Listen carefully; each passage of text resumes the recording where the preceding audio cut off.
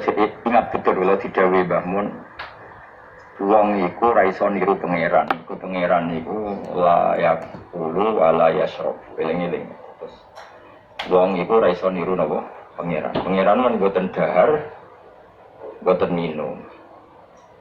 Sehingga untuk menuju jalannya Allah, itu gelem ra gelem anut makhluk. Lalu wong keliru muni sithik-sithik langsung anut pangeran. Pangeran iku ora dahar, ora minum. Berarti dari zat pangeran itu tidak mungkin kita tiru. Mergo laisa kamislihi. Makanya ketika kita berdoa di Fatihah, rumono tenan. Ketika kita doa di Fatihah seperti ihdinas siratal mustaqim, iku siratal ladzina an'amta alaihim. Mestinya normalnya kan tunjukkan kami jalan yang lurus, yaitu siratoka, jalan engkau ya Allah. Itu tidak seperti itu, tapi siratal ladzina an'amta alaihim, jalannya mereka yang telah engkau beri nikmat. Karena manusia nggak mungkin niru Allah langsung, mergo Allah itu mboten apa? Mangan mboten. Artinya kita ini bisanya niru, ya niru wong, wong ketemu wong, hadis ketemu hadis. Sebab itu sakjane wong toreko ya ono bener ketika mengatakan wong kudu di guru. Cuma tak arani ono bener kok, nggak fairnya kan kadang maknani guru itu hanya mursyid. Sebetulnya ngomongnya ada usah seperti itu ya. Semua orang harus punya sanad. Sanad di toreko disebut mursyid, neng ilmu hadis disebut rawi, neng kepesantrenan disebut apa? Kiai atau guru. Tapi problem sebagian orang itu kan asobia, torikoh. Yang penting itu dua nopo bersih. Anak mahasiswa penting di dosen. Karena apa itu tadi rumah notenan awas kena salah. Orang itu tidak bisa niru Allah, sing iso ditiru, podo-podo menusa. Mane ihdinas siratal mustaqim, siratal ladzina an'amta. Anut dalane wong sing telah engkau beri nikmat. Ya, yang telah itu siapa? Ya sing wis mati. Itu sing mesti kena dinutup sing wis mati. Tapi problem wong mati ini terserah sing ngejarahno. Padha wae iki misale anut Abdul Qadir Jilani utawa anut Imam Ghazali, rawine kok utawa penafsirnya goblok. Ya mau kados kula ngaji sore tak contohno, ana wong saleh alim jagungan mbek wong ayu utawa ketemu wong ayu takok-takokan ning perapatan. Terus mbok simpulno nek ngono jagungan mbek wong ayu iku kan goblok banget. Padahal iso wae wong iki faktor tangga sehingga ngregani utawa kebetulan cawe wedok mau takok bab haid. Gelem ra gelem kan kudu dijawab. Dan kesunatannya jawab jeneng perapatan, nang omah rapati sunat. Tak jamin secara fikih. Semakin di depan umum semakin baik karena ketemu perempuan yang tidak mahram baik di depan umum maupun baik dewan. Baik di depan umum. Tapi kadang-kadang wong saya iso ngaji malah ngono kok ngarep wong akeh ado dhewean malah bahaya tuh bocah kok. Wong ora tau ngaji repot. Makanya kiai-kiai itu nak nyemak mbak-mbak itu rata-rata malah di depan umum. Memang bagus di depan umum kalau ketemu orang yang tidak mahram. Kalau pikirannya wong ora macam-macam. Pantangannya seperti Dewi Nabi layak luwana rojulun bimrati. Tidak boleh orang persetek. Jadi kena ditonggo ayu. Nak pun jagungan ke depan umum. Bener macam-macam. Nak kuno gelem lah. Sini orang gelem jagungan baca elek. Tapi kadang orang berpikir, ojo ngarep wong akeh mari ditiru. Lah asal di depan orang banyak itu harame rapatin nemen koyo dewi. Tapi kan tetap nak disimpulno itu boleh repot. Tak balen malih ya. Terus dalane Allah iku kudu niru wong. Ora oleh langsung niru Allah, mergo Allah iku mukhalafatul lawati niru wong. Lane wazkur Ismaila wal Yasa. Kanjeng Nabi sing kekasih Allah kon niru Nabi Ismail, Nabi Yasa, Nabi Daud. Maksudnya niru wong. Misalnya Ismail di prestasi mengorbankan dirinya untuk abahnya, yaitu ngewangi bangun Ka'bah dan siap disembelih. Nabi Yasa di prestasi seperti ini, Nabi Dzulkifli punya prestasi seperti ini. Iku dawuh pangeran kena eling aku, iku eling hamba-hambaku sing saleh. Untuk eling Allah langsung itu tidak bisa karena ada problem apa? Allah itu mukhalafatul lil hawadits. Saiki wong kudu ora iso ngaji, muni langsung anut Kanjeng Nabi. Anut Kanjeng Nabi itu artinya apa? Pastikan riwayatnya benar dulu. Nabinya pasti benar, tapi riwayat yang sampai ke kita. Pertanyaannya bukan kita anti anut Nabi, memastikan riwayat itu benar atau tidak. Setelah riwayat itu benar, maknanya benar enggak? Bisa saja maknanya salah. Kayak kelompok-kelompok yang mudah mengkafirkan orang itu maknanya hadis salah. Memang Nabi ngendikan laisa minna ya tidak termasuk golonganku wong sing tau bodoni. Tapi maksudnya Nabi dalam konteks itu tidak termasuk golonganku. Bukan berarti dia sama sekali tidak termasuk umatnya Kanjeng. Karena dalam banyak hadis Nabi ngendikan syafaati li ahlil kabair min ummati, umatku sing tahu dosa lah berhak mendapat syafaat. Andai kan orang yang pernah bodoni langsung nggak umatnya Nabi, berarti menjadi kafir. Nanti dari hadis laisa minna, ora termasuk golongan wong sing nate bodoni man ghasana. Banyak kalau nuruti itu banyak, tidak termasuk golongan sing bodoni, termasuk golongan yang itu kan banyak yang dicap Nabi enggak. Riwayatnya benar tapi pemaknanya salah. Makanya ada pepatah masyhur itu kalau dalam tradisi ulama itu laula murabbi lama arafna rabbi walau lal ulama lama arafnal am. Iya, laula murabbi umpama ora ono sing didik aku lama arafna rabbi kita ndak akan ngerti Tuhan. Ya jadi misalnya gue urip ning alas gak ono guru gak ono porong yo betiki pahit betiki manis banyu itu nyegerno kan ngono-ngono tok kowe ora pangeran kok bisa usah belajar filsafat sendiri paling orang kita mbok bedak ro celeng mbok bedak jenenge ora ono siapa-siapa mulane laula murabbi lama arafna. Jadi kita tahu Allah barokah para murabbi wong sing didik. Sehingga hubungan kita dengan Allah itu ya nurut sing didik. Ya jenenge laula murabbi lama arafna rabbi. Terus nomor loro walau lal ulama lama arafnal anbiya. Andai kan tidak ada ulama, kita juga gak ngerti Nabi. Kok sithik-sithik sunah Rasul hadis sing nerang Rasul. Soale ngerti Nabi ku nak sujud. Iku ngene, iki jare so. Iku sangka sallu kamaro aitumuni, salli sahabat nyekseni sujude Nabi, tabiin nyekseni sujude sahabat, tabiin nyekseni sujude para tabiin terus sampai kula ngerti sujude bangun niru Mbah Zubair, niru Mbah Karim Derboyo, terus niru sampai Mbah Hasim niru Mbah Mahfud niru sing arange Anatuk, Olibi Nabi Bakar Sato. Beliau niru Usman Ad-Dimyati, terus niru saya ini Dahlan ya, terus saya Usman Ad-Dimyati, terus sampai kanjeng Nabi Muhammad Sallallahu Alaihi Wasallam. Lalu walau lal isnad lako laman sa'amas, andai kan tanpa sanad, maka orang akan ngomong sekena. Karena itu agama. Sehingga Allah orang ngendikan ihdinas siratal mustaqim siratal kata ngendikannya siratal ladina. Kita harus ngikuti orang. Orang itu siapa yang bisa diikuti? An'amta alaihim yang telah engkau beri nikmat. Jadi orang itu orang ngerti ngaji ini. Pokoknya anut Nabi. Karena kalau anut Nabi secara 100%, misalnya ke sisa niru, misalnya sisa niru hal tertentu. Sesuai nak serampangan, saya ini sampai nak beda. Saya ini misalnya sisa niru Nabi sholat qobliyah. Terus qobliyah niru Nabi. Cingkrangnya anut Nabi. Terus misalnya, terus dia wis niru Nabi. Nanti kalau agama itu tidak ada riwayat, Nabi urip di Mekah Medina, kenapa kamu tidak urip di Mekah Medina? Misalnya pertanyaannya seperti itu. Maka yang ini terus panjang. Nah, memperdebatkan seperti ini itu tidak ada dulu lama. Mulai dulu nggak ada memperdebatkan seperti ini. Karena ulama lah yang tahu cara pandang. Usul fikih ini, Nabi ketika nempat di Medina itu jenenge waqi'atu ainin, satu fakta. Sementara Nabi nak nasrul Islam itu misi. Saya ulang lagi ya, Nabi nempat di Medina namanya waqi'atu ainin, satu fakta. Tapi Nabi nasrul Islam, menyebarkan Islam itu satu misi, satu himmah, satu cita-cita. Sehingga kalau ulama ditanya, kamu hidup di Medina tapi nggak bisa menyebarkan Islam, dengan hidup di Uni Soviet dan menyebarkan Islam, milih mana? Sehingga Sayyidina Ali karramallahu wajhah itu milih pindah ke Najaf, ke Irak. Karena beliau menganggap Medina sudah cukup aman Islamnya, aman peradabannya. Beliau ingin menyebarkan Islam di mana? Kufah, itu tenggene Najaf. Nah, tapi nggak bisa kamu katakan, Sayyidina Ali gak niru Nabi urip di Medina kok dia pindah ke Irak.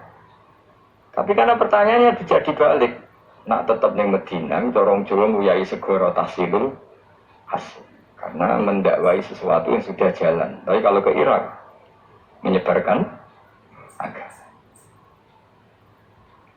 Waktu balik ini, nak gue yang Papua, itu nggak masjid sebagai pendiri. Dan nak gue yang kota, ngurmat masjid itu untuk opah, milanji. Cara gue boleh ridani pangeran. Nah, misalnya, jadi ulama usul fikih yang tahu duduk perkaranya. Ya sudah, kita harus mengikuti ulama. Karena dia yang tahu, beliau-beliau ini yang tahu cara pandang. Mana laulal ulama, lama arrofnal. Dulu ketika era murni itu orang sedekah itu biasa, mesti diterima. Hadiah ya biasa mesti diterima. Tapi ketika era Umar bin Abdul Aziz, beliau jadi khalifah. Dulu seperti itu namanya sedekah. Sekarang suap. Semenjak itu ada aturan baru. Kalau orang sedang jabat, kalau dikasih hadiah orang berperkara itu nggak boleh karena potensinya. Dulu nggak kebayang ada suap itu. Karena orang kalau ngasih ya ikhlas, bahkan diterima itu sudah senengnya bukan. Nah, ini enggak. Salam tambah sidik ngatur kiai. Mulai dolim. Jaluk anu orang aneh-aneh, orang sekedar undang pengajian, jaluk swarga. Amit tenan. Justru itu mari ra swarga, wong salam tambah yang ngono kok. Jaluk aneh apa? Jadi saya ulang lagi ya. Eling-elingi makalah ulama. Laula murabbi lama arafna rabbi. Walau ulama lama arafnal anbiya. Karena kita butuh sanad. Kalau kamu tanpa sanad, maka bayangkan Islam itu sesuai yang kamu bayangkan tadi. Jadi misalnya kita bayangkan Nabi itu figur yang begini-begini. Padahal kadang Nabi itu figur yang secara ilmu sholah itu malah kadang nggak iso nalar. Sing iso nalar itu ilmu yang riwayat. Misalnya gini, Nabi itu punya sisi unik. Kalau dahar itu di depan umum. Kadang sampai di luar di depan umum. Terus kalau memperlihatkan sebagai manusia itu ya diperlihatkan. Kenapa? Karena Nabi jadi Nabi itu setelah Nabi Isa. Nabi Isa karena begitu sempurna malah kecelakaan dianggap pangeran. Jika Nabi itu kalau dari di depan umum. Terus Nabi istrinya banyak. Karena untuk mempertegas bahwa Nabi itu tidak Tuhan. Karena ciri utama Tuhan itu tidak beristri, tidak beranak, tidak makan, tidak minum. Jadi kamu ini cara bahasa modern itu Nabi justru bikin kontra dengan Tuhan supaya kelihatan tidak sebagai Tuhan. Nak loro ya bangga, nak dahar ya bangga, nak ngombe ya bangga. Justru itu bagus, itu di ranah ilmu. Tapi nak di ranah rasa, kan seneng di panutan yang terkenalir atau mangan, terkenalir atau ngombe. Kan kesannya kan luweh keren. Tapi secara ilmu itu tidak bagus karena nanti ada potensi kecelakaan dianggap Tuhan. Itu contoh-contoh kecil. Jadi itu ilmu. Loh yang tahu itu ya tak ulang lagi ulama. Justru Nabi ketika sakit, ketika dipanah ya luka, ketika diantemi wong kafir ya berdarah-darah. Itu bagus. Orang nggak perlu memitoskan Nabi itu orang yang misalnya nak dipanah rata tegas, dibacok rapopo. Iku gak Nabi pendekar jadi paham. Jadi, tapi itu secara ilmu dan sahabat nggak pernah kecewa misalnya Nyon Sewu Nabi dipanah kok popo ya kecewa ya seneng aja. Karena mereka diajari Nabi, aku itu gak pangeran. Ya ini saya cerita. Jadi andai kan agama itu tidak berdasar sanad, tidak berdasar ilmu, maka orang akan menghayalkan agama dengan pikirannya sendiri. Itu kan seperti orang idolakan Gajah Mada, jadi wah Gajah Mada terlalu sempurna sampai musnah. Jadi kalau kuburan nih balik neng langit, soalnya itu tinggi lah musnah terus macam-macam. Nah bayangkan kalau agama disepertikan itu, betapa bahayanya. Makanya agama itu butuh apa? Sanad. Karena sanad ini yang menjaga konstitusi apa? Agama. Makanya eling-elingin apa? Laulal ulama lama arafnal anbiya walau lamu rabbi lama arafna rabbi. Kita tidak pernah tahu Tuhan. Nah maka guru ini posisinya kuat sekali. Saking kuatnya posisi guru, ya guru yang seperti ini. Sampai ada pepatah tadi, man ta'alama bila sayfin fasayhu setan. Orang belajar tanpa guru berarti gurunya itu setan. Karena ekstrimnya guru. Ekstrim. Orang tanpa guru itu Nah kemudian terus mulai ada dominasi. Orang Toreko hanya nganggap itu musid, mahasiswa yang nganggap itu dosen, misalnya. Terus di tradisi ilmu itu guru. Sebenarnya itu tidak itu semua, yaitu bagian dari itu, tapi tidak itu semua. Yang penting itu ada sanad. Sehingga cara pandang itu tadi. Nabi di Medina itu waqi'atu ainin, satu fakta sosial. Meskipun dengan segala bil Madinah, tetap itu satu fakta sosial. Buktinya zuriyahnya Rasulullah terbanyak hidup di Kufah. Mulai Sayyid alim-alim di Kufah, setelah itu pindah ke Yaman. Apakah pindah ke Yaman berarti meninggalkan tempat yang pernah disinggahi Rasulullah? Tidak seperti itu. Tapi ciri utama Nabi itu dakwah dan nasrul ilm. Dan yang butuh zaman itu Yaman ya ke Yaman, yang butuh itu ke Indonesia ya ke Indonesia. Nah andai kan sunnah Rasul dimaknai secara sepihak, kudu urip ning Madinah. Jadi orang Islam sekali gak ning Madinah gak dianggap sunnah. Lalu kan terus panjang jadinya. Makanya terus ada ilmu, yaitu namanya usul fikih. Usul fikih itu yang ngatur itu semua, yang bisa menganalisis. Caranya gampang saja. Zaman Nabi Sugeng itu sudah nyuruh Sayyidina Ali ke Yaman. Disuruh dakwah ke Yaman. Beberapa sahabat disuruh ke daerah-daerah terpencil. Artinya apa? Andai kan yang ditempati Nabi Medina itu jadi sentral harus orang di Medina, Nabi tidak akan menyuruh orang keluar dari. Tapi nyatanya mereka disuruh keluar demi kepentingan dakwah. Berarti keluar dari Medina itu bukan meninggalkan sunnah terus. Akhirnya terus jadi ilmu. Makanya terus dibedakan mana waqi'atu ainin, mana yang misi. Tentu didahulukan apa misi atau himmah. Jadi itu harus ada ilmunya memang seperti itu. Misalnya termasuk yang paling terkenal saya contohkan berkali-kali. Nabi itu kalau sedekah ya pakai tamar. Kalau uang ya pakai dinar. Tapi ilmu kita tahu maknanya itu adalah alat tukar. Sehingga di Indonesia kita sedekah pakai rupiah. Kalau Nabi pakai tamar kita ganti beras karena maknanya kut, makanan pokok.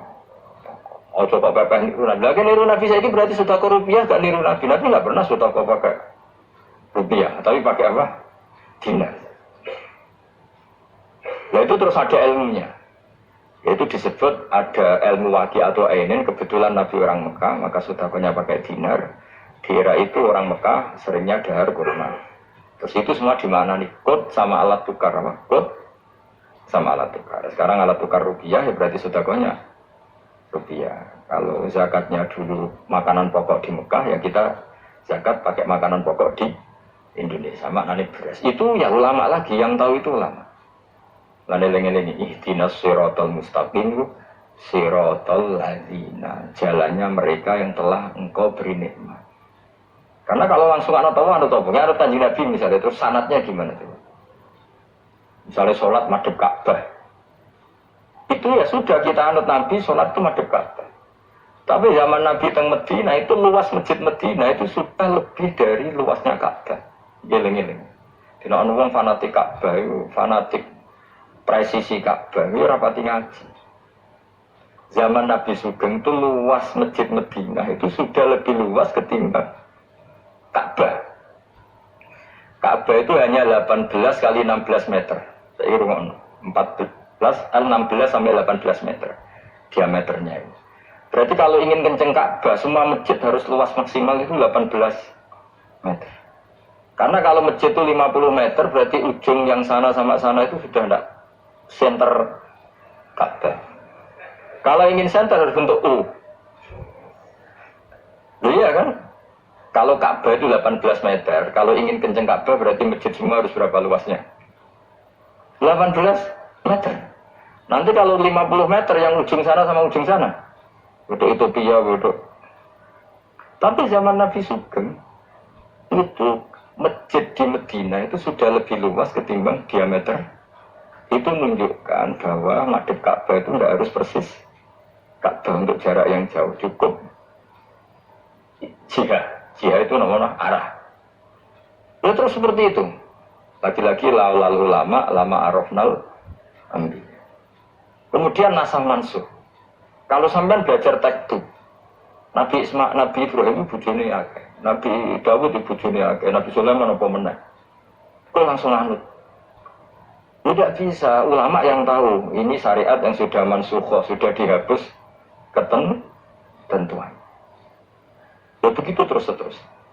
Ngilangin najis ya begitu, terus ngelola anak ya begitu, semuanya. Terus ulama ngarang fikih detail itu, disebut kitab fikih. Ada Fathul Qorib, ada Fathul Mu'in. Jadi kamu tidak bisa berdiri sendiri memahami agama. Makanya laulal isnad laqala man sa'a mas. Andai kan tidak ada sanad, maka orang akan semau gue. Karena dia punya pikiran, kebetulan dia kiai, dianggap itu pikirannya Islam. Dia punya pikiran, kemudian dia mubalek pas acara Islam, dikira itu pikiran. Padahal pikirannya, kalau ada orang ngomong, sekarang harus kaya, kalau nggak kaya nggak dihormati. Mana ada target Islam ingin dihormati? Itu satu kesalahan. Bilang harus kaya. Mana ada di antara hukum fikih itu kaya itu harus. Mengharuskan sesuatu yang tidak wajib itu dosa besar. Ijabul malam wajib. Itu dosa salahnya kebanyakan. Terus target supaya dihormati. Mana ada target Islam orang yang ingin diridani Allah, ingin dihormati uang. Lucu menang kan itu mesti pikirannya sendiri. Tidak mungkin itu pikiran Islam. Ya lagi laulal isnad laqala man sa'a masa. Andai kan tidak ada sanad, maka orang mau ngomong apa saja ngomong. Dibutuhkan sanad. Termasuk hal-hal sing ekstrim, itu juga butuh sanad. Misalnya ini contoh paling gampang. Ada dua orang saling bunuh, sama-sama mukmin, sama-sama bawa pedang, tarung, terus yang satu terbunuh. Zaman Nabi Sugeng itu ngendikan al-qatil wal maqtul finnar, yang bunuh dan yang dibunuh di neraka. Buktinya zaman sahabat terus iskal itu janggal. Hadza al-qatil ya Rasulullah, fama balil maqtul. Oke, kalau yang terbunuh, yang membunuh masuk neraka saya sepakat ya Rasul. Tapi kalau yang dibunuh dosanya apa? Jawab Nabi, innahu kana harison ala qatli sahibi. Yang terbunuh sebetulnya mentalnya pembunuh, cuma nasibnya. Maka yang diukur Islam itu himmah, bukan nasib. Dia terbunuh itu fakta, tapi mentalnya pembunuh, sehingga dia harus masuk neraka karena mentalnya pembunuh. Nasibnya terbunuh, tapi mentalnya pembunuh, sehingga al-qatil wal maqtul finnar. Nah itu seperti itu, kalau nggak kita pakai riwayat nggak bisa, kita masih pakai logika yang qatil di neraka, yang maqtul di surga. Maka jangan-jangan kita di Indonesia bisa saja kita ini Islamnya luar biasa. Karena justru di Indonesia itu kita dakwah. Pokoknya di guyonan kiai terkenal itu, ini kisah nyata tapi jadi guyonan, tapi nyata. Ada orang dari beberapa negara yang sudah tertib manajemen. Jadi imam masjid digaji, muadzinnya digaji. Bahkan sekedar muadzin itu bawa BMW kalau mau ke masjid. Singkat cerita, si kiai-kiai ini, ulama-ulama internasional ini datang ke Indonesia, di Surabaya pas itu tepatnya. Bangga, imam di sini dapat apa? Tidak dapat apa. Betul nggak dapat dia, nggak apa-apa. Imam akbarnya saja nggak dapat apa. Wah, mereka cerita, wah kalau di kita digaji gini. Karena negara sudah peduli sama imam masjid, sama imam musola gini. Nah, setelah dia bangga sama kiai Indonesia digosok. Makanya kamu sholat terus ya, takut potong gaji. Itu kagetnya bukan main yang ulama-ulama internasional. Karena kalau satu bulan itu gajinya pas itu cerita 70 juta yang kelas timur tengah. Bisa kamu bayangkan berarti per sholat berapa ya? Kan satu sholat itu 5 ya, 5 kali 30 berapa? 150. Berarti per sholat nilainya sekitar 1 juta ya? 500 ribu ya? Berarti kalau nggak sholat 2 kali, potong 1 juta. Oh, kagetnya bukan main ketika digojol ulama Indonesia. Makanya kamu sholat terus ya, takut potong. Saat ini Indonesia khair, Indonesia bagus kan ya. Mereka rausan apa? Rasa gaji. Meskipun yang mutang-mutang bolak-balik. Gitu. Nah ini cerita ya itu guyonan, tapi itu masuk akal. Jadi kita ini jangan, kadang-kadang kita ini merindukan Indonesia kayak negara-negara di sana yang imam masjid diapresiasi oleh negara, muadzin diapresiasi. Itu oke. Mungkin pada sisi negaranya bagus karena ngurus orang-orang soleh. Di sisi orang solehnya yang masalah karena mengganggu Jadi kayak orang kiai disuani wong ayu kan. Wong ayu ini delok kiai jari ibadah, kiai ini sing masalah nek delok terus.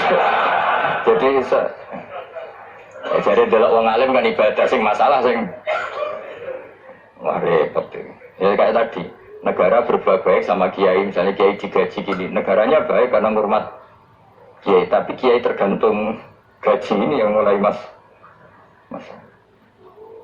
Itu yang tahu ulama, lagi-lagi ulama.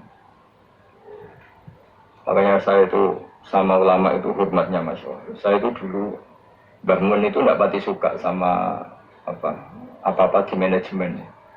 Termasuk saya dulu pernah tanya, kenapa beliau kurang suka misalnya yatim piatu dititipkan di satu manajemen. Jawabnya bangun itu, aku kepengen uang anut hukumnya pangeran. Misalnya yatim, ya kewajibannya yang keluarga. Ini gua ngelatih uang lali kewajibannya. Ya gua ngelatih orang lali kewajiban. Jadi misalnya saya punya kakak meninggal, anaknya misalnya yatim, atau punya adik meninggal, anaknya yatim. Agama ini kan punya aturan, kewajiban pertama pada ibunya, pada pamannya, pada keluarga dekatnya. Tapi lalu era modern itu, tentu yang bikin yayasan yatim piatu itu bagus, karena niatnya menampung yatim piatu, itu bagus, niat yang bagus. Problemnya di keluarga yatim tadi. Dari terbiasa merasa itu punya kewajiban hormat ponaan, gara-gara ada yayasan dititipkan. Berarti corong Jawa kulino tinggal gelanggang. Tapi tetap hukumnya Allah yang wajib siapa? Pak D, Pak L-nya. Tapi ketika ada yayasan dititipkan. Makanya kadang ada kebaikan itu bagus di yang bikin karena niatnya baik, tapi tidak bagus untuk yang kita. Karena terus nanti orang itu terbiasa meninggalkan apa? Wajib. Itu bahaya, kalau ini begini terus itu bahaya. Bahayanya tadi, coba kalau dia di rumah keluarga, taruh saja gini, punya Pak D 3, yang peduli 1 saja, itu sudah kayak anaknya sendiri, plus ada rasa, namanya sama ponaan itu ada rasa. Belum ada misanan, minduan, tetangga. Kira-kira dapat limpahan kasih sayangnya banyak mana daripada di yayasan? Banyak di keluarga. Meskipun yayasan itu ya bagus, tapi tetap nggak boleh orang itu meninggalkan apa? Kewajiban. Itu cara berpikir ulama. Orang harus dilatih tanggung jawab terhadap kewajibannya sendiri. Makanya tadi ya, jadi pepatahnya itu. Tapi tetap yayasan itu baik. Tapi problemnya tadi, terus wong kulino tinggal gelanggang Joro Jawa. Profesi ya gitu. Misalnya ben pinter di pondokno. Sebetulnya al-madrasatul ula itu ibu. Anak untuk pondokno sekolah tanggung jawab. Sebetulnya pelajaran pertama dari anak adalah perilaku orang enak pondokno pas rano kiai. Mun ya iku pas rano bongko anak-anak kula dadi wong saleh. Piye karepe sing anak itu sapa? Percontohan anak itu pertama orang tua. Tapi saiki nah kiai ini apa ya kayak lembaga pendidikan dan orang bisa belajar. Untuk anda sing wajib terus sekolah tanggung. Makanya lucu kan akhirnya kiai itu sakit didik santri seneng akhirat mulai diwari kedunya nang tuane. Itu kan mulai kambuh. Mondok apik nang mulai. Kan tadi. Ya saya ulang lagi ya. Jadi Allah itu layak kulu walayanamu walayasrob. Allah itu enggak tidur, enggak makan, enggak minum. Sehingga enggak bisa ditiru. Yang bisa ditiru itu sesama manusia. Nah ini waskur Ismaila wal yasa wadal kiflamu ihtinas siratul mustaqim siratul ladzina an'amta alaihim. Maka ketika kita nanti masuk surga, tu faulaika ma'al ladzina an'ama Allahu alaihim minan nabiyyin wasiddiqin wasyuhada'i wassalihin wa hasuna ulaika rafiqa. Jadi enggak bisa kamu soleh sendiri itu enggak bisa. Karena kalau soleh sendiri pasti dipimpin khayal, itu tak jamin, pasti dipimpin apa? Khayal. Enggak harus ada sanad. Makanya laulal isnad laqala man sa'a ma sa'a. Andai kan tidak ada sanad, maka orang mau ngomong apa saja diomongkan. Makanya kita butuh apa? Butuh sanad.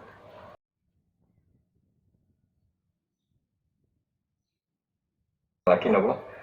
Sanad. Sajane cara tauhid itu keberatan, aku ana istilah Baitullah ya keberatan. Baitullah maknane omahe Allah itu takok. Allah manggon wirdi ning Ka'bah. Jadi kita harus ngikuti ulama. Dikatakan Baitullah itu nama penghormatan. Sesuatu itu mulia, maka disebut Baitullah. Bukan berarti Allah nempat di situ. Maka Allah tidak butuh nama. Jadi itu kan jelimet, Mang. Lagi-lagi yang tahu itu ulama. Masjid ya dikatakan Baitullah. Karena misalnya iki masjidnya pangeran, malah nambah makna ini lucu. Masjidnya pangeran, jadi iki tempat sujudnya pangeran, kacau ya. Tapi berubah wong ra paham alhamdulillah dong menawa iki masjidnya pangeran. Jajal makna nih bahasa Arab. Iki masjidnya pangeran, makna nih terjemah. Iki tempat kacau. jebere kaya bodoh ora roh nek iku kacu. Itu ubah tuh. Yang mulanya anut ulama. Jadi darani Baitullah dikatakan dalamnya Allah maknanya kok idhofatut tasyrif. Nama idhofatut tasyrif maknanya omah sing mulia sampai diistilahno dalamnya Allah. Terus kudu bulet tuh kan ini gini apa? Wa idhofatur roh lahu apa? Tasyrifun di Adam. Jadi orang kok wa nafakhtu fihi min ruhi Nabi Adam tak kaya roh kuwi ora tapi sebuti tak tiup dari roh sing roh iku urusanku tapi ora roh Allah mboten iki jenenge apa wa idhofatur roh ilaihi napa tasyrifun bentuk penggur Adam ya Adam maring Adam wa ruhu terro iku jisim latifun kang alus Yahya kang dadi urip di kelawan ikilah jisim Yahya kang dadi urip di sebab ikilah jismun sapa alin saru manusa binufudhi kelawan tembusir roh fi jismi faka umangka napa jingkelo sira kabeh lagu maring Adam sajidina hari sujud kabeh sujud tahiyatun lan sujud penghormatan keyakinan Imam Suyuti ini bil infinai mau kelawan dulu di Imam Suyuti rada unik jadi pikiran Imam Suyuti itu tapi itu tidak disepakati ahli tafsir ketika Adam diciptakan itu ayo sujud hanya dulu jadi tidak sampai sujud kayak sholat itu pikiran Imam Suyuti karena Imam Suyuti itu masih meyakini sujud yang kayak sholat itu mukhtasun lillah hanya untuk Allah. Itu pikiran Imam Suyuti. Makanya beliau menafsirkan sujud itu hanya duduk. Tapi nak cara Senawi Banten umumnya ulama mengatakan ya nak malaikat itu sampai sujud kayak sholat. Tapi bukan niat sujud ke Adam tapi karena itu perintah Allah. Jadi hakikatnya sujud kepada perintahnya Allah bukan ke makhluk yang bernama Adam. Artinya gini, pentingnya ulama ngendikan gini, tidak akan pernah ada syariat makhluk disuruh sujud ke makhluk. Lagi-lagi pentingnya ulama. Jadi tidak bisa, misalnya kamu berdasar cerita Nabi Adam, oh kalau gitu saya boleh sujud ke Nabi Muhammad, saya boleh sujud ke guru, tidak bisa. Selamanya tetap tidak bisa. Karena ketika malaikat sujud ke Adam, hakikatnya mereka hanya sujud terhadap perintahnya Allah Subhanahu wa Ta'ala. Bukan sujud ke makhluk. Karena sujud ke makhluk sampai kapanpun tidak pernah sah atau tidak pernah boleh. Jadi pilihannya dua. Nak cari Imam Suyuti sujudnya hanya apa? Duduk, kayak duduk pas apa?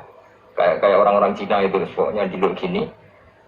Kedua, atau memang kayak sujud pas sholat, tapi bukan niat sujud ke Adam sebagai makhluk, tapi sujud karena itu perintahnya Allah Subhanahu wa Ta'ala. Jadi hakikatnya sujud kepada.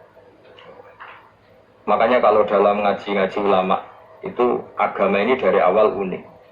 Allah melarang sujud kepada batu. Tapi kita sholat itu madhep Ka'bah. Kemudian juga ada batu. Makanya kita harus menanamkan bahwa semua sujud itu lillahi ta'ala. Dan soal ada arah ya penting arah. Orang arah madhep segoro kidul lah repot.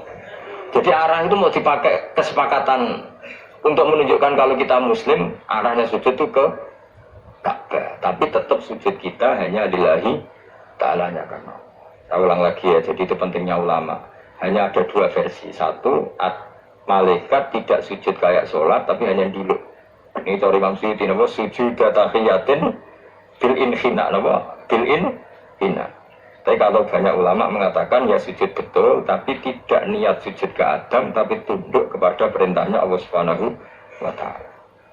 Fasa jatah muka sujud soal malaikatu malaikat kulhum sekabehane malaikat ajmauna halis kabehane kabeh. Fihi ku tetap ing dalam dawuh kulhum ajmaun tak kidani utawa taukid loro yaiku kulhum dan ajmaun illa iblis kecuali iblis. Wa ta iblis ku abul jin iku abul jin karena ana sapa iblis kudenan malaikat di antarane para malaikat. Istakbaro sombong sapa iblis wa kana lan ana sapa iblis minal kafirina setengah sange sing kafir kabeh fi ilmillahi taala ing dalem ilmu Allah taala. Kala dawuh sapa wa ta'ala ya iblis wa iblis ma manaka mau te apa iku mana ngalang-alangnya apa maka ing sira antas juta ento sujud sira lima maring perkara khalaqtu kang gawe ingsun biadaya kelawan tangan loro ingsun manane kelawan kekuasaan ingsun manane ya daya di maknane nang ulama mergo nak maknane tangan kok repot nah berarti Allah duwe tangan terus dirubah memang Suyuti diciptakan dengan tangan saya sendiri maknane apa tawalli itu tegese nguasani ingsun khalqawe gawe Adam. Jadi Adam tak bikin sendiri. Manane ya pokoknya ngono. Jadi biadaya itu istilah penghormatan. Bukan hakikatnya Allah bikinnya pakai tangan. Wa utawi iku tasrifun iku bentuk penghormatan di Adam maring Adam.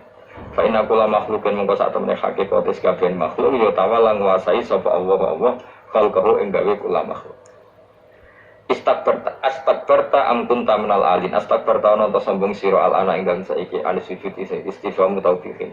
Am kunta ana ta sira minal alin setengah sanggeng sing sombong-sombong kabeh. Am kunta ana ta sira minal alin sanggeng sing sombong kabeh mutakabbirin tegese sing sombong kabeh. Fatakabarta mongko sombong sira anis sujud sing sujud. Terus likaunika krana anane sira iku minhum sing sanggeng wong sing kumal. Kala ngucap sapa iblis ana khairu minhu. Ana uta ingsun khairun wa apik minhu tinimbang Adam. Kula niku karena lebih keren timbang Adam. Kholak tandamel panjenengan ingsun minarin saking materi api. Wa kholak talandamel panjenengan ing Adam mintinin saking materi napa? Lemah. Kala dawuh sapa sinten kala dawuh sapa Allah. Takhrus mongko metu sira min saking swarga minal jannati swarga wa qila minas samawati sing pira-pira langit. Terus sebetulnya mulai dulu itu ada khilaf. Fakhrus minha itu dari surga atau wakilah minas samawat. Fa inna kamu manis. Debat orang penggawean. Surga zaman Adam itu sama enggak dengan surga yang nanti untuk kita di surga? Wong ya sama. Kalau sama sekarang di mana? Musribet, nganggur-nganggur musribet. Wong di swarga ora mesti geger perkara kok. Parah. Jadi Yahudi tak anu ni tak anu. Ini Nabi nanti tak Yahudi Muhammad. Nak langit bumi itu sebenarnya hancur pas kiamat. Terus manusia sing mati meleni Adam sementara tidak endi. Jadi nak takok ngono mirip so. Mirip Yahudi. Nah mirip juga apa? Nah mirip ngamure. Jadi agama ini selalu disoal pakai akal. Jadi agama tanpa akal ora iso berdiri. Tapi kalau terlalu bawa akal itu repot. Ya makanya tadi itu pentingnya riwayat. Seorang lagi pentingnya apa? Riwayat. Makanya cara Imam Malik itu gak suka sama agama di logika itu gak suka. Karena nanti orang yang punya logika terus merasa lebih punya otoritas terhadap apa? Agama. Dulu sesuai pun agama itu angel lan rangno sampean agama. Sama saya kita bedai. Nabi Adam diusir konti. Swarga. Terus wargane Nabi Adam saiki didakoni. Mergo swarga iku luase sak langit bumi. Lah nek iku saiki didakoni ndi? Swarga lebih luas ketimbang langit. Kan enggak mungkin sesuatu yang luas diletakkan di yang sempit. Akhirnya Mu'tazilah enggak percaya anane swarga zaman Nabi Adam. Jadi swarga sing cipta Adam itu tidak sama dengan surga yang nanti arduwas samawati wal ard. Jari ahli sunnah ya sono. Lan ning di Isra pokoke ono. Itu kan sama-sama terus diterusno debat. Ya sudah guys. Acara aku lebih sego gampang nerangno nek wis roh. Secara teori kan gitu, ora roh kok nerangno sakwise roh. Ya sudah sampeyan bus warga wae lagi kok. Lagi nerangno. Pas aku nerangno kowe ra ning swarga, wis ora ketemu. Wis ngono ana wong cangkem elek ngono sing rasaku ben nerangno kowe ra ning kono ya wis akhire gak. Apa cocokan sampeyan? Aku tak nerangno swarga lah. Sing kono ben nerangno neraka. Koroe neraka. Agama itu unik. Ya karena tadi apa ya? Dari awal agama ini kaum yakilun, tapi akal yang berlebihan itu ya mengganggu agama. Ya sudah makanya saya ulang lagi itu riwayat. Sebagian itu apa? Riwayat. Inna hadzal ilma dinun fanzuru amman ta'khuduna dinakum. Agama ini ilmu. Kemudian kamu harus dari sanad yang benar. Ya. Dari sanad yang apa? Dari sanad yang benar. Ya sudah seperti itu. Mana itu kalau setuju model kayak sholat sunat safar tidak harus madhep kiblat terus. Jadi agama ini sudah unik. Misalnya gini, sholat fardu kan wajib kiblat, tapi ada sholat yang nggak usah madhep kiblat, yaitu sunat safar. Misalnya orang di pesawat gitu. Karena ngiling-ngilingan, nah, hakikatnya kiblat itu tidak fokus kita namun Allah Subhanahu wa Ta'ala. Jadi memang agama, tapi lagi-lagi itu butuh riwayat. Seorang lagi butuh riwayat. Kalau nggak pakai riwayat, terus Abu Nawas kabeh. Karena tadi Amerika, seorang lagi Amerika, itu kalau dibor pas New York itu kena Ka'bah. Nah logikanya kalau arahnya pas itu kan bebas arah. Berarti orang Amerika oleh sholat bebas. Nggak bisa seperti itu, ya tetap anut konsensus ulama sana atau tradisi sana, kiblat itu ngambil arah mana. Karena dia pas. Ya bumi yang ada arah itu secara akal kan hanya rubuk seperempat. Makanya kalau kamu belajar falak itu ada rubuk. Lainnya itu sudah ada arah.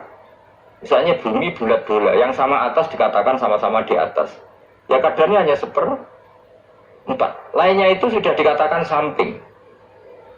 Makanya seperti Denmark, itu ada daerah yang siang itu sampai 3 bulan, entah berapa siklus sekian puluh tahun. Ada yang lebih lama siangnya, sampai 18 jam. Kalau di Eropa kadang puasa itu sampai 18 jam. Ada yang selalu nggak kena matahari, kayak kutub utara, kutub selatan.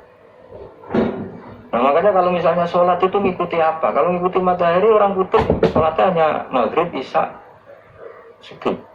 Gak wajib poso, nggak tahu ono rino misalnya. Ya tidak bisa seperti itu. Jadi kalau nuruti logika kan terus berdebat terus.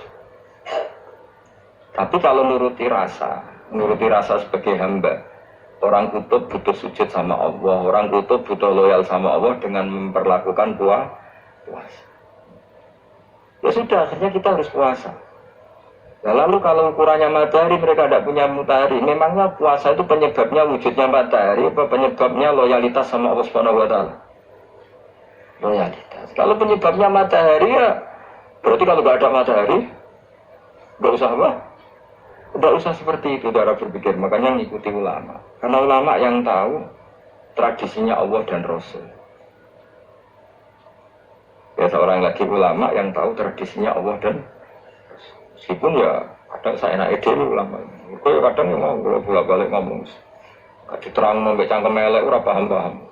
Makanya masyhur itu ada kiai di debat sama orang rotok PKI. Pak Kiai, kalau setan dari api masuk api kan biasa. Terus susahnya apa? Mau materinya dari api. Kiai itu mek lemah, selawurna raine. Loro dong, nggih sakit. Kalau jadi wong kok lemah, kena lemah kok loro. Karena saya kena diterang no. Manusia materinya kan dari tanah, berarti kena dipendem urip-uripan. Piye aja. Ya loro ya jadi kalau lemah kok dipendem. Ning lemah kok. Karena dijelaskan pakai lisan yang baik gak paham-paham. Sebenarnya kita ini ingin selalu baik, tapi ada orang-orang yang diterangkan cara baik-baik itu. Misalnya ada uang kondo, terus kalau ada bucu kalau cerewet ngene-ngene, apa ya kalau pegat cereweti bucu, diarani dudul, loronti. Orang diarani dudul isen. Gue payu rabi dicereweti, ambil payu rabi jumlah, sakit mana? Sakit distatuskan jumlah. Malah kena dicereweti sabar prestasi baru. Mesti uangmu dibolak-balik. Nah, jadi kalau tak setelan ulur seneng Imam Syafi'i. Kowe dirasani wong ning ngarepmu, diomongi, ambek dirasani seneng dirasani cara. Jadi Imam Syafi'i bukti ki wibawa, bukti ini ngomong ning ngarepmu rawane. Jadi Imam Syafi'i itu rileks, Bro. Ya Aba Abdillah, orang yang tadi muji-muji jenengan itu kalau di luar maki-maki jenengan. Jadi alhamdulillah. Kok bisa itu kan bukan pengkhianatan. Berarti saya wibawa, di depan saya enggak berani itu. Wong itu soal Imam Syafi'i, ya cium tangan hormat. Tapi setelah di luar menghujat. Singkat cerita dilaporkan ke Imam Syafi'i. Orang yang tadi nyium tangannya jenengan itu di luar ngerasani jenengan. Jadi Imam Syafi'i, alhamdulillah berarti aku wibawa, mendengar purawani. Ya dianggap enteng saja. Terus ada orang misoi Ja'far Shadiq. Saya Ja'far Shadiq Sayyid putunya Nabi, orangnya soleh alim, gurunya Abu Hanifah. Di antaranya gurunya Abu Hanifah itu saya Ja'far Shadiq. Itu kalau dihujat orang diomongin, dimaki-maki. Sampai ke rumah. Pas mau masuk rumah, kamu masih ingin maki-maki saya? Iya, tak tunggu sampai selesai. Setelah selesai, sudah, sampun, sudah. Masih emosi orang, sudah. Kamu misoi saya berdasar apa yang kamu ketahui. Yang tidak kamu ketahui lebih banyak, maka saya tunggu. Izin sampai. Terus ketika ditanya, kenapa engkau sabar ketika jenengan saya bisui? Orang ini akhirnya tobat, mencium tangannya, mencium lututnya. Jawab saya Ja'far Shadiq ini. Aturahu tu'so kurhan. Kurang paham kalimat itu, tapi tak terang kan. Ben dadi wali. Kowe roh pangeran. Ya tahu. Sing durakani pangeran itu banyak enggak? Yang maksiati pangeran itu banyak enggak? Yang pangeran sing di langit bumi wae dimaksiati, pemenang terima aku. Akhirnya terus. Jadi orang-orang soleh itu cara berpikir itu di luar kapasitas kamu. Apa ya? Mereka itu hanya Allah, tahunya itu hanya Allah. Aku kan enggak egois, harga diri. Mana ada agama berdasar harga diri itu kalau dalam bahasa Arab maksud kami atau jahiliyah itu gengsi nopo. Makanya ketika saya berkali-kali cerita itu, ada seorang ulama dipanggil tetangganya, setelah sampai situ sudah kembali saya ada butuh kamu. Setelah sampai rumah dipanggil lagi, sudah kembali lagi sampai 3 kali. Ulamanya tetap ceria, tetap nyaman. Ketika ditanya, kenapa engkau tetap nyaman? Wahai pemuda, kamu itu tetangga saya. Kata Allah dan Rasul, nak ku iman be Allah Rasul, kan nabi itu onggol, kan ngundang aku teko. Ya seneng nuruti perintahnya. Ketika kamu nyuruh saya kembali, ya saya kembali. Memang itu keinginan kamu. Kue tangga aku kan nurut be tonggo. Aku orang urusannya be kue. Aku mau nyaman be perintahnya. Nangis pemuda tadi itu stupid. Kalau kamu kan warga diri, orang mau dipimpong. Ini segala bakat wali blas ya. Jadi orang dulu tuh nyaman. Karena pikirannya namun Allah Subhanahu wa ta'ala. Umar bin Abdul Aziz itu termasuk khalifah paling soleh setelah periode sahabat. Itu mau kapundhut itu. Semua ketika keluarganya menangis, kenapa kamu menangisi saya? Ya karena engkau mau mati. Memangnya kalau mati mau kemana aja? Ila khairi mazhubin ilaih, kejat terbaik. Terus aku mbok kono urip awor kowe. Kowe gak jelas iso ngurmat aku ta ora. Anak Allah malah jelas. Saiki apik ndi urip wong ora jelas sampai sing jelas. Ya terus kapundhut. Kowe kan gak mati ku wedi. Dosane akeh. Lah mungkin nak urip terus ra dosa teman. Gaya tok sing. Dosa kula cek kathah Gus kok mati terus. Malah apik mati ora dosa meneh. Biasa wae nek apik mati biasa karena potensinya kamu urip suwi ku dosane apa taat meneh. Nggak jawab. Potensi ini dosa meneh apa taat meneh apa ya dosa ya taat. Terus pas mati pas taat pas dosa. Ora usah ngono biasa ya. Sampai mati ae matur pangeran Gusti nak saya ini mati nggih. Mati mawon nak saya ini urip nggih. Mawon Gusti semua anut jenengan Gusti. Zaman kula urip sing ngurmat jenengan nggih sampean mati sing ngelola ngene napa. Jenengan pun dunia sing ngurusin jenengan. Kan sebenarnya kalau kita berpikir gitu kan nyaman. Zaman kamu hidup yang mengendalikan jantung, paru-paru, oksigen juga Allah. Dan kamu nggak tahu caranya, tahu-tahu hidup. Tapi setelah mati dikubur kamu iskal. Lalu sistem pernafasan saya gimana setelah saya mati? Memangnya zaman yang dunia kowe roh. Oh karena ada oksigen, terus oksigen wujudnya karena apa kowe ya roh? Oksigen dari zat kimia zat itu kok sapa ora roh. Mau gaya tok ngomong tetep akhirnya roh. Nanti kadang lo gawak memang goblok seraro kabeh dari awal ke alam semua itu gak usah nerang. Nah, artinya gini, kalau zaman di dunia kamu tidak bisa mengelola diri kamu sendiri, juga sama setelah mati tidak bisa mengelola diri kamu sendiri. Semua itu al-amru biyadil, semua itu dalam kekuasaan Allah Subhanahu wa ta'ala. Ya sudah, alaihi tawakkaltu wa ilaihi unib. Ya sudah, kita pasrah saja dan kita hanya kembali kepada Allah Subhanahu wa ta'ala. Ya sudah, itu agama. Tidak boleh logika pakai akal. Wah itu orang mati itu sudah nggak bisa apa-apa, sudah jadi tanah gini-gini. Maksudnya tekar yang ngerti, jadi tanah itu udah bisa apa. Tapi masalahnya kita ini dikendalikan oleh zat yang bisa mengelola semua. Yaitu Nabi Adam diciptakan juga dari tanah. Ya sudah, hanya berdasar riwayat itu yang kita akhirnya meyakini setelah kita mati juga bisa hidup lagi. Yang perlu terus nong. Fakhrus minha, qala dawu sapa ta'ala fakhrus minal jannati. Nah gitu mriki maksudé ya ana niki radi fakhrus mangkama to sira minha sanging jannah minal jannati swarga wa qila minas samawat. Fa inna kamu kasatune sira rajimun wong sing dilanati matrudun sing kang dilanat. Wa inna alaika lan satemene kowe ngatasi sira laknati lanat ing sunna yaumidin maring tumeka hari pembalasan hari jaza. Kala ngucap sapa iblis kok kidungan ingsun fang firmong kok kula aturi ngeki tempo panjenengan ingsun ila yomi patun maring dinane dintangeno sapa manusa inas. Kala dawuh sapa faina kamangka satemene sira minal mungdorin sange wong sing dikai tempo ila yomil waqtil maklum tumeka maring dina sing ditentokno. Waqtan nafatilula wektu tiupan sing pertama. Kala ngucap sapa iblis fa bi izzati mau demi kehormatan panjenengan la ukhyanna. Iki bakal nyesatno ingsun hum ing para manusa ajmain halis kabehane kabeh. Jadi iblis itu bersumpah akan menyesatkan semua manusia. Saya kira saya khawatir iblis itu iblis ya lemah. Nyatanya ya, gue tetap ngaji jalalan. Berarti orang sukses menyesatkan. Kodang di gue iblis. Di kodang sampean, dikon orang ngaji tetap ngaji. Dikon paham tetap paham. Berarti iblis itu enggak keren loh. Betul. Saya setiap melihat orang sholat itu menyaksikan kekalahan loh.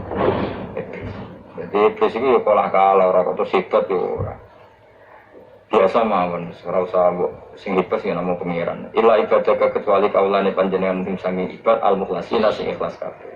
Jadi dari awal iblis wis menyerah ngadepi orang sing ikhlas itu dimulai dari awalnya.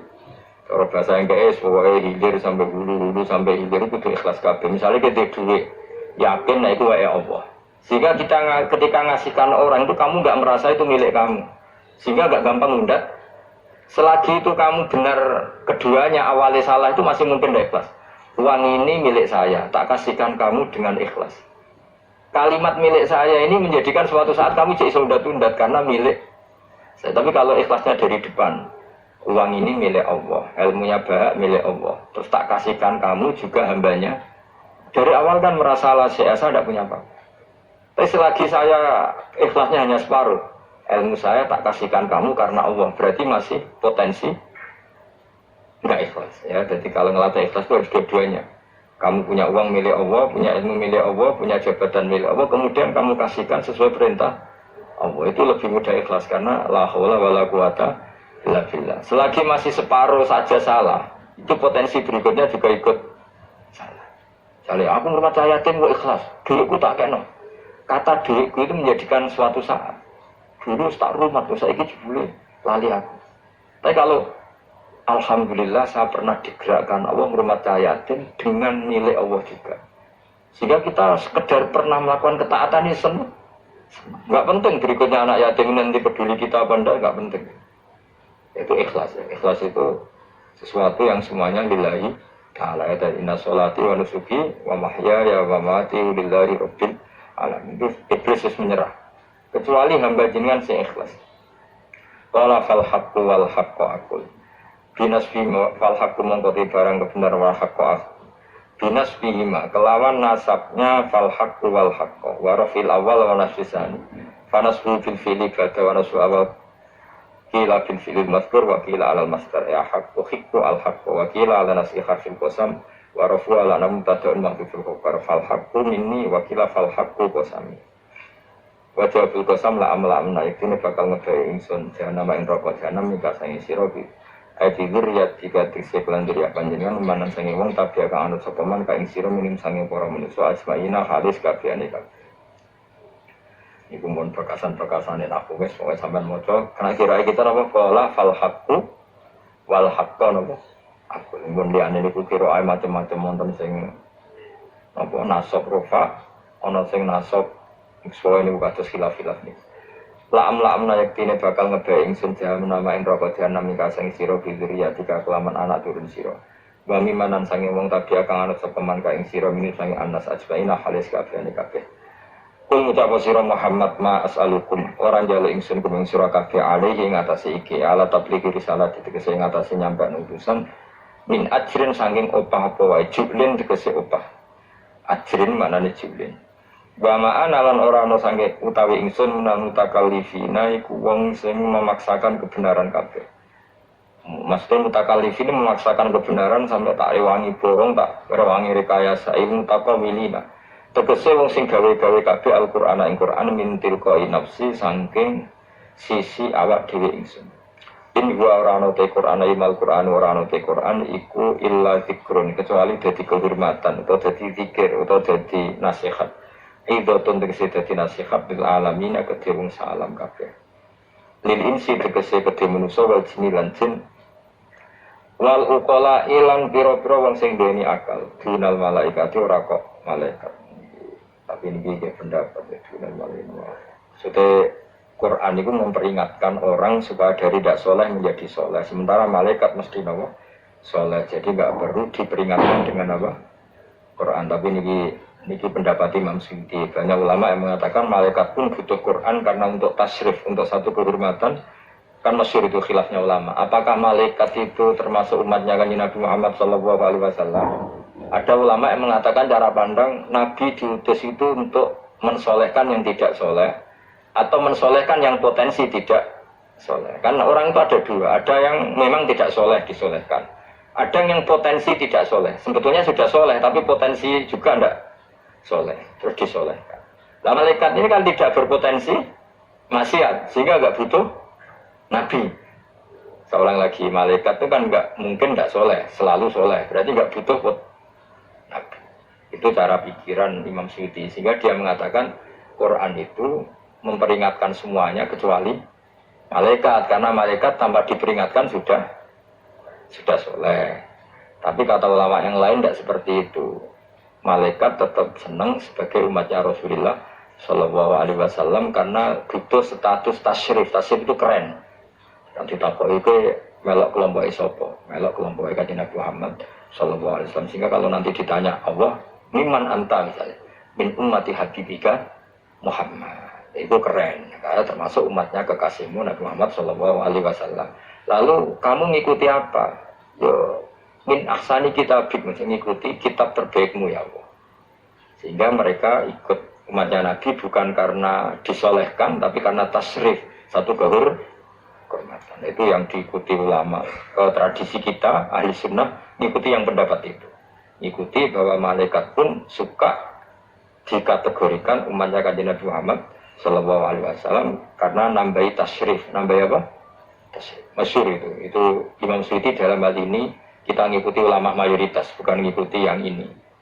Masyhur kan Jibril ditanya, kan itu ketika Jibril ketemu Nabi Muhammad ditanya, untungnya apa kamu jadi safir? Safir itu kira-kira terjemahan bebasnya panitia saya. Jibril itu kan ya jauh dari langit turun bumi, dari langit itu kan jauh. Terus kamu untungnya apa? Karena Jibril tahu betul peristiwa yang pernah dilakukan Allah. Yaitu kayak apa malaikat yang di langit bisa diusir karena kesalahan tertentu. Malaikat yang sok suci kayak siapa itu Harut Marut juga dihinakan seperti itu. Dan Jibril tahu betul Allah itu ya faluma. Ya, jadi yang sekarang malaikat bisa aja jadi pokoknya tahu betul Allah bisa melakukan apa saja. Karena Jibril tahu betul Allah, karena dia ketua malaikat. Kan kita tahu misalnya ada sejarah siapa?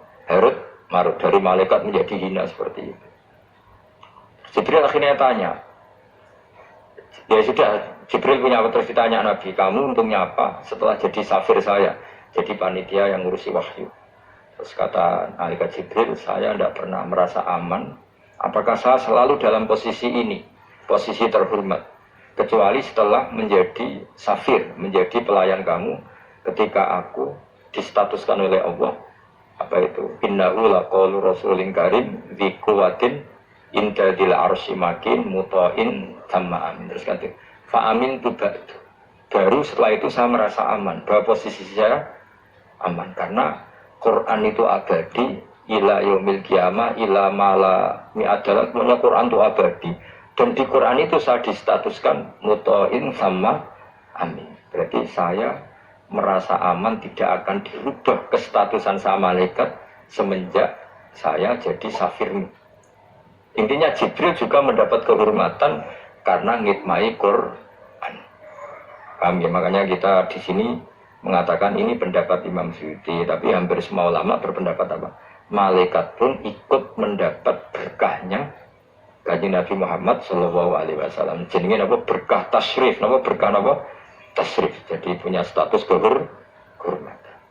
Yang dikatakan Imam Suyuti itu murni logika. Murni logika tadi, yang namanya Quran itu memberi peringatan supaya nggak soleh menjadi soleh. Dan malaikat tidak butuh itu karena sudah selalu soleh. Ya jadi itu logika saja. Tapi kita berkeyakinan malaikat pun butuh, tapi untuk kehormatan. Jadi wala ta'lamunna yang lan yektine bakal ngerti temen sira kabeh ya kufar maka tahe penduduk Mekah naba ing ceritane Quran. Ini ayat populer kula. Jadi kita ini pasti akan menyaksikan kebenaran beritane Quran ila yaumil kiamat. Sanurihim ayatina fil afaqi wa fi anfusihim hatta yatabayyana lahum annahul haq.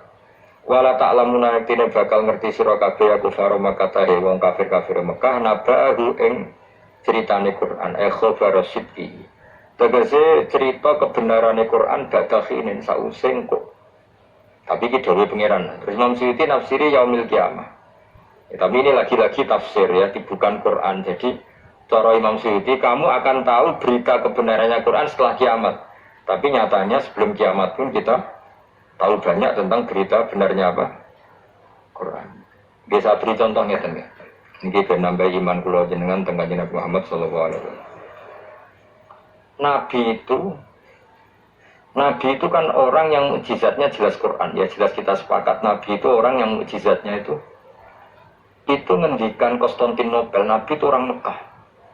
Itu orang Mekah, orang Medina. Itu ngendikan Turki. Itu kan jauh sekali karena Turki itu ikut barat. Tapi Nabi zaman itu ngendikan lataf tahunnal Konstanti. Iya, kamu pasti nanti menaklukkan Konstantinopel. Terus nanti menyebut pasukannya, menyebut tentaranya. Terus al-amru kama akhbaru. Kemudian kenyataannya Konstantinopel zaman Nabi itu kan hanya menguasai Mekah Medina. Dereng bukit putih-putih. Tok Syria itu era Umar. Tapi era Pangeran Fatih beberapa ratus tahun setelah Nabi baru menaklukkan apa? Konstantinopel. Karena Nabi nanti dawuh mulai sekarang sampai kiamat urito talia umatku dipertontonkan. Jadi Nabi sempat delok kalau toro Jawa TV lah. Jadi Nabi kersa ngaji jalan paham berapa ini termasuk daftar yang diperlihatkan kepada Nabi. Jadi ini akhir zaman ono ngaji go 3 perangkat kitab, pulpen, rekaman. Jadi apa kitab, pulpen, rekaman. Harusnya kamu lebih alim dibanding ulama dulu karena mereka salah satu kelas apa? Rekaman itu besok yang paling unik dari semua peristiwa itu sekaruan di peristiwa ini Suroko ini sahabat rapati gandeng di tapi sering nak gosok Suroko suatu saat kamu pakai apa mahkotanya Raja Kaisar Raja Kisra Raja Persia yang Romawi. Romawi itu kaisar apa? Kaisar. Singkat cerita, Ka'ab itu seorang ahli kitab, penginjil. Dia itu ada zaman Nabi, namanya Ka'bul Ahbar itu ada zaman Nabi. Makanya di Tiba sering ada Al-Haji Susani, An Yasar bin Atok, An Ka'bul Ahbar. Nabi lahirnya di Mekah sudah benar, hijrah ke Madinah sudah benar. Tapi Ka'ab itu masih nggak mau iman karena dia baca di Taurat itu ada kata-kata wa sultanul Bisam. Pusat pemerintahannya itu jadi pusat pemerintahan Islam itu Bisam. Karena Nabi wafat itu sebelum ada pusat pemerintahan di Sam itu ya Syria, Lebanon, Israel. Bareng era Sayyidina Umar, Sam itu ditaklukkan Umar. Terus akhirnya sebagian pemerintahan itu pusatnya di Sam, terutama era Muawiyah. Nabi itu gojlok, kalau ketemu Suroko gojlok. Suatu saat kamu itu pakai bahasa Arabnya itu pakai mahkotanya Raja Romawi. Singkat cerita dia ikut perang. Nabi wafat ikut perang, lala rojone keplayu. Mahkotanya jeblok. Lala sing nemu itu tinggu. Ya ora pantes wong ndek digojlok wis sahabat-sahabat. Setelah dipakai didelok sahabat digosok mergo elek ora pas. Terus dikonyoplok ambek Umar. Itu harus kamu copot dan nanti mau diletakkan dikasihkan ke Baitul Mal. Nanti uangnya dibagi. Masyhur terus Suroko protes, bukankah Rasulullah menghentikan di depan umum bahwa yang pakai ini saya. Sejak Umar, innama qala laka Rasulullah lital bisaha walam yakul litamlikah. Nabi hanya ngendikan kamu nanti yang pakai. Nabi tidak ngendikan kamu yang punya. Terus dicoba. Bisa kamu bayangkan kejadian itu puluhan tahun setelah Nabi wafat, tapi Nabi ngendikan itu detail. Yang mengalahkan itu Umar. Nanti yang pakai mahkotanya itu. Coba misalnya saya ngomong gue, Jibril Suraqah mati sedurunge peristiwa itu. Kacau kan? Atau Umar meninggal sebelum penaklukan ini.